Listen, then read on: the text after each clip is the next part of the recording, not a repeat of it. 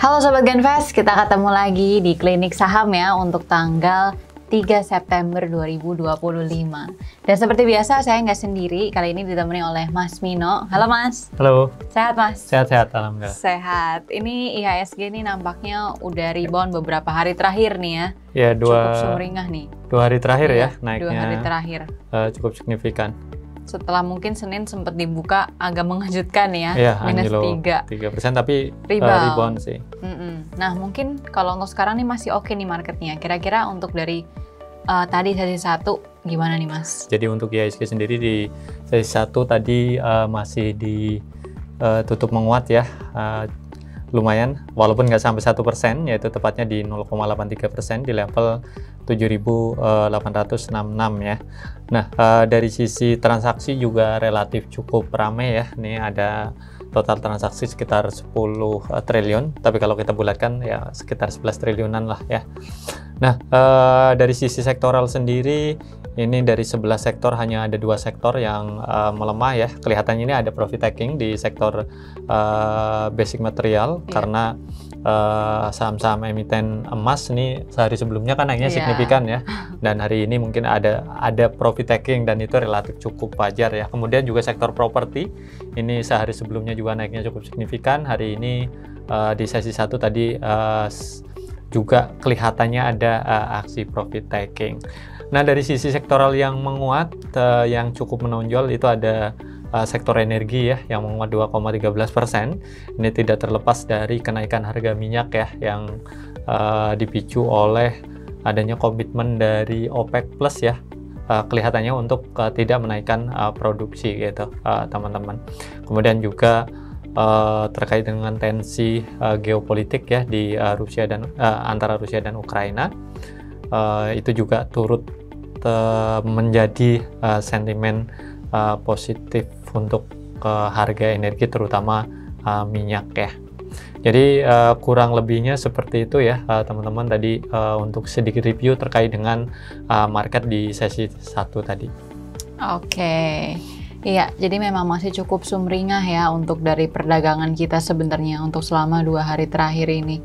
Dan kalau diperhatiin mungkin sampai sekarang pun masih berlanjut ya, secara sektoral pun juga ini nampaknya masih cukup oke. Nah mungkin mau ngingetin ke Sobat Genvest, jadi kalau teman-teman punya pertanyaan ya, mungkin portofolionya ada yang mau dikonsultasiin, itu boleh banget ya. Tinggal tulis saja pertanyaannya di kolom chat, nanti akan langsung kita jawab, atau mungkin teman-teman mau langsung aja langsung ngomong, nah itu juga boleh tuh, nanti akan ngobrol langsung sama kita. Jadi teman-teman gak usah malu-malu, boleh banget langsung ditanya aja di kolom chat. Oke, ini ada yang nanya nih dari Mas Bagus, saham Banks gimana? Gimana nih Mas? Ya, kalau kita lihat ya untuk hari ini pergerakan saham banking agak ya cukup bervariatif lah, ada yang positif tapi juga ada yang sedikit mengalami tekanan ya, walaupun mayoritas ini kelihatannya cukup baik ya dari sisi pergerakan. Misalnya kayak BNI hari ini ditutup menguat 1,39%, bukan ditutup ya, lagi jalan nih, menguat 1,39%. Kemudian Mandiri menguat 0,66%, kemudian ada BRIS juga menguat 0,37%-an ya. Jadi ya secara umum masih cukup oke, tapi kalau kita lihat secara tren ya, ini memang untuk saham-saham perbankan big cap ini masih berusaha untuk rebound ya dari area support. Jadi tentunya ini bisa terus dipantau ya untuk teman-teman yang lagi ngincar nih untuk saham-saham banking, karena tentunya harus ditunggu dulu apakah rebound dari area supportnya itu terkonfirmasi atau tidak secara teknikalnya gitu untuk teman-teman yang trading.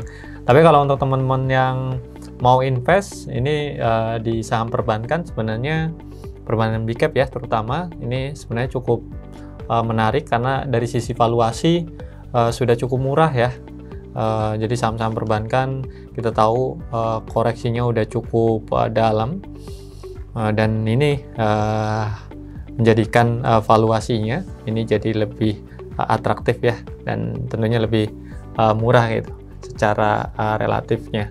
Nah, misalnya kalau misalnya untuk Bank Mandiri ya, kalau dari hitungan tim riset kita itu nilai wajarnya sebenarnya ada di 6.500 ya, dan harga saat ini itu ada di sekitar 4.600. Jadi tentunya ini kesempatan yang cukup langka ya, walaupun ya mungkin sebagian besar orang masih tetap takut ya untuk masuk, tapi ya kesempatan seperti ini sebenarnya jarang-jarang terjadi ya. Jadi mungkin untuk teman-teman yang mau invest, ini tinggal disesuaikan aja strateginya. Jadi dengan valuasi yang udah cukup murah, harusnya teman-teman bisa atau berani ya untuk cicil beli di saham-saham perbankan big cap. Salah satunya adalah misalnya kayak Bank Mandiri gitu, karena tadi kalau menurut hitungan kita berdasarkan proyeksi kinerja keuangan ya ke depan, itu fair value-nya sebenarnya ada di 6.500 gitu.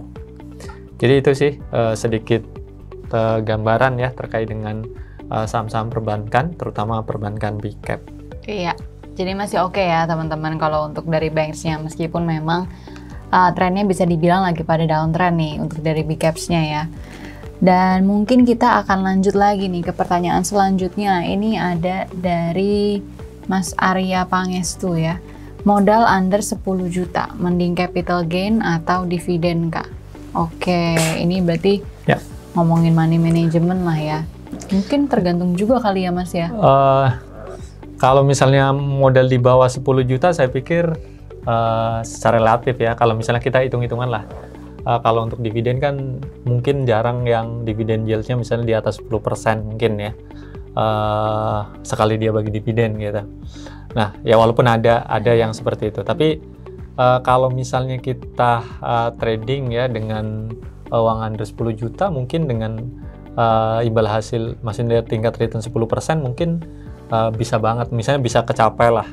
Jadi kalau menurut saya sih better kalau di bawah 10 juta mungkin lebih ke arah untuk trading ya, bukan capital gain maksudnya. Karena apa ya, tadi potensi dia dapat lebih besar dari imbal hasil dividen itu bisa lebih besar gitu. Tentunya teman-teman harus tahu pilihan saham yang tepat ya. Jadi ya misalnya contoh lah, untuk kondisi saat ini mungkin teman-teman banyak trading di saham-saham yang berhubungan dengan emas gitu. Jadi sesuaikan dengan kondisi gitu untuk pilihan trading emiten-emiten mana yang kira-kira bisa menjadikan teman-teman itu dapat capital gain lebih besar. Misalnya contoh kayak Antam lah ya. Antam itu kan dalam beberapa hari terakhir udah puluhan persen kan capital gainnya gitu. Nah itu yang kalau menurut saya, kalau misalnya modalnya cuma di bawah 10 juta ya, better capital gain sih, karena kalau dividen ya pasti nggak kerasa lah. Iya kecil. Oke, itu semoga menjawab nih ya.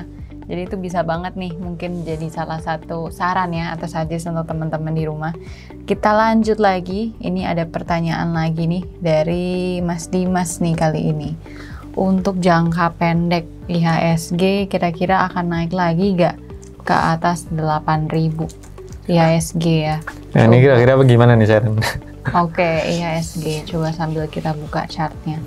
Untuk IHSG ya, ini sebenarnya ada potensi sih untuk IHSG untuk coba retest lagi area di 8.000-nya ya, level psikologis 8.000, karena kayak 2 kali di hit, 2 kali nggak lama langsung turun lagi nih. Dan ini juga pas banget nih, ini udah mulai masuk ke area oversold untuk dari stokastiknya. Untuk beberapa waktu ini ada potensi untuk coba uji resist lagi ya, dimana nih ada gap ya di area 7940. Jadi mungkin tuh ada potensi untuk short term, ada potensi IHSG untuk naik dulu, rebound ke area sana nih. Apalagi kalau diperhatiin ini secara sektoral juga, karena penurunannya kemarin bisa dibilang semua sektor pada turun, ini reboundnya juga cukup menarik sebenarnya ya. Apalagi ada sentimen yang tadi Mas Mino sempat bilang ya, saham-saham emas lagi naik. Nah ini juga jadi salah satu sektor yang cukup menarik sebenarnya untuk nopang penguatan IHSG juga. Terima kasih banyak untuk teman-teman yang udah sempetin untuk nanya pertanyaan. Oh ini ada pertanyaan terakhir, tapi kita tutup dulu ya. Mungkin nanti next, jangan lupa, mungkin teman-teman kalau punya pertanyaan, ada portofolio yang mau dikonsultasiin, itu boleh banget ya. Nanti tiap pagi kita juga ada ya Mas? Ya, BTS. Betul, BTS. Jam 8 pagi sebelum market open, jadi teman-teman bisa standby aja. Kalau punya pertanyaan, boleh juga dilanjut besok ya. Nah mungkin itu aja, dan jangan lupa disclaimer on untuk setiap saham yang kita sebut, semuanya itu bukan ajakan untuk jual beli ya. Jadi keputusan investasi tetap ada di tangan Sobat Canvas. Oke, terima kasih semuanya.